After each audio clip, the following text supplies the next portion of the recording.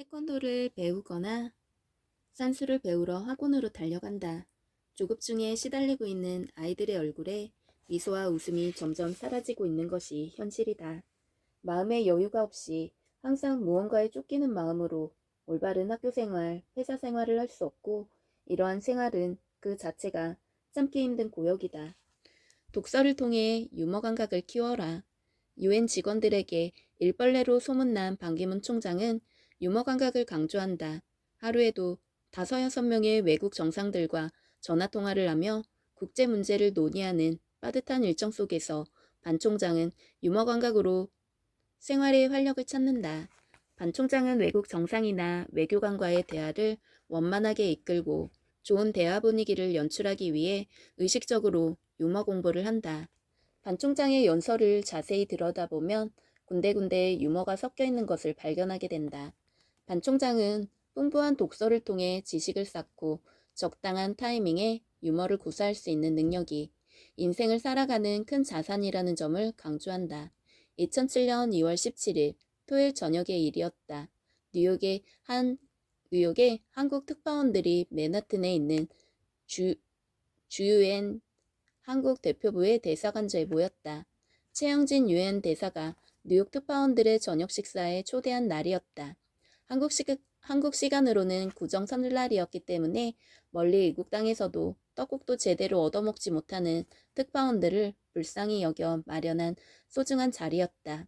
최 대사와 특파원들은 화롯불이 활활 타오르는 거실에서 신년 인사와 덕담을 건네며 오붓한 시간을 보내고 있었다. 그리고 한 10분이 지났을까? 반 총장이 환한 웃음을 짓고 양손을 흔들며 거실로 들어서는 것이 아닌가? 특파원들의 눈이 모두 반 총장을 향했다. 맨하튼의 고급 호텔인 월도프 아스토리아 호텔의 임시 관저에서 조용하게 구정을 보내기가 좀 심심했는지 반 총장도 특파원들과 저녁 식사 자리를 같이 한 것이다. 반 총장은 특유의 구수한 웃음을 지으며 특파원들에게 인사를 건넸고, 특파원들은 반 총장의 건강과 유엔에서의 승승장구를 소망했다. 저녁 식사는 한국의 전통 공중음식이었다. 보기만 해도 군침이 돌 정도로 먹음직스러웠는데 외국 대사들을 초대하면 이 음식을 대접한다고 최 대사가 설명했다. 식사를 반쯤 끝났을 때 총장의 웃은 얘기가 있으니 한번 들어보라며 자중의 흥미를 끌었다. 주인은 조용해졌고 손님들의 눈과 귀는 반 총장이 어떤 말씀을 하실지에 쏠렸다. 반 총장이 충청도의 특유의 느린 톤으로 이야기 보따리를 풀기 시작했다. 미국에 이민 온 한국 할머니 2분이 계셨다. 자식들을 따라 미국으로 같이 이민 온 할머니들이었다. 한 분은 경상도 할머니고 다른 한 분은 전라도 할머니였다. 영어가 전혀 안 통하는 미국 생활이 지겨워 하루는 전라도 할머니가 경상도 할머니의 집을 방문했다. 초인종을 누르자 집안에서 경상도 할머니가 물었다. 후꼬 전라도 할머니가 대답했다. 랑께. 순간 폭수가 터졌다. 물을 마시다가 사례가 걸린 사람도 있었다. 경상도 할머니는 누구신가요를 뜻하는 후라고 말한다는 것이 그만 경상도 사투리가 들어가 누군교를 의미하는 후꼬를 얼떨결에 내뱉은 것이다. 또 전라도 할머니는 저예요를 뜻하는 미를 말한다는 것이 그만 전라도 사투리가 불썩 나와 미랑께로 대답하고 말했다.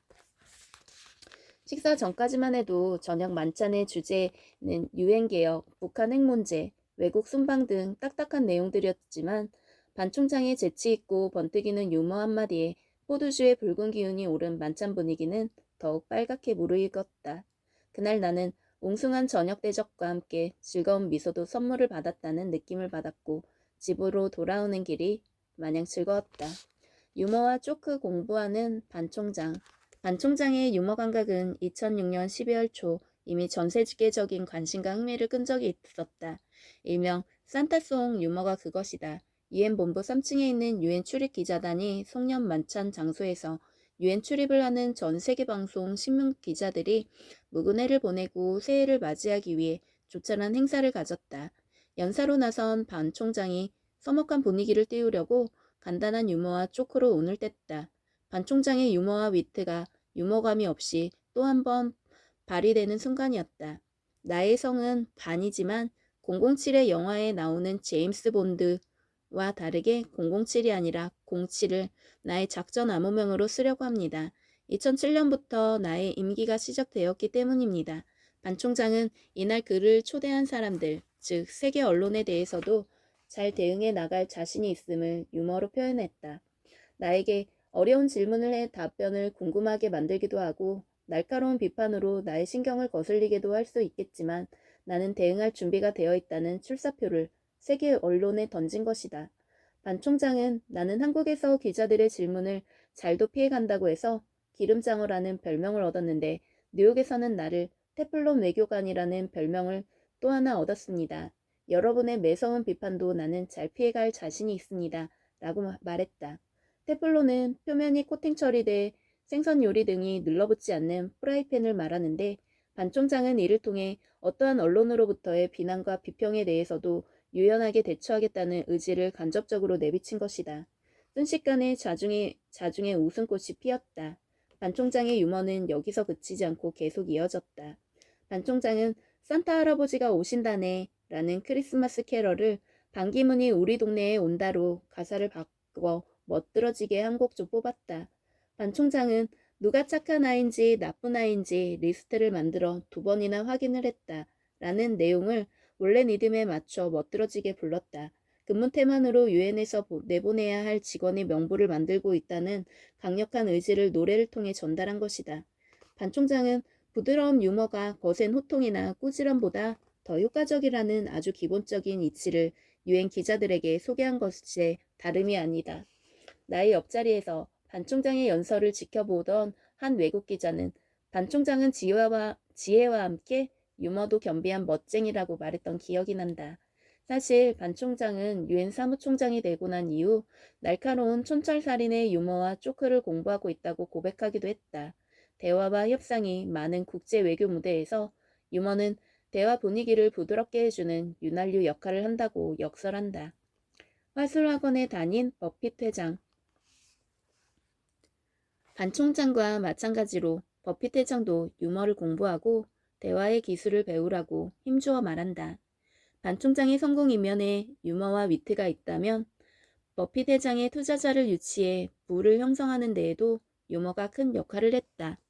내가 만난 버핏 회장은 공식 석상에서 연설을 하거나 나와 개인적인 인터뷰를 할 때도 유머를 섞어가며 대화를 전개해 나갔다. 항상 얼굴에 웃음을 머금고 즐겁게 인생을 살아가는 그의 생활 이면에는 유머가 자리하고 있었다. 버핏 회장으로 있는 버크셔 해서웨이의 주주총회에 투자자들이 먼 거리를 마다하지 않고 몰려드는 것도 버핏 회장의 유머와 익살스러운 말에 매료됐기 때문이다.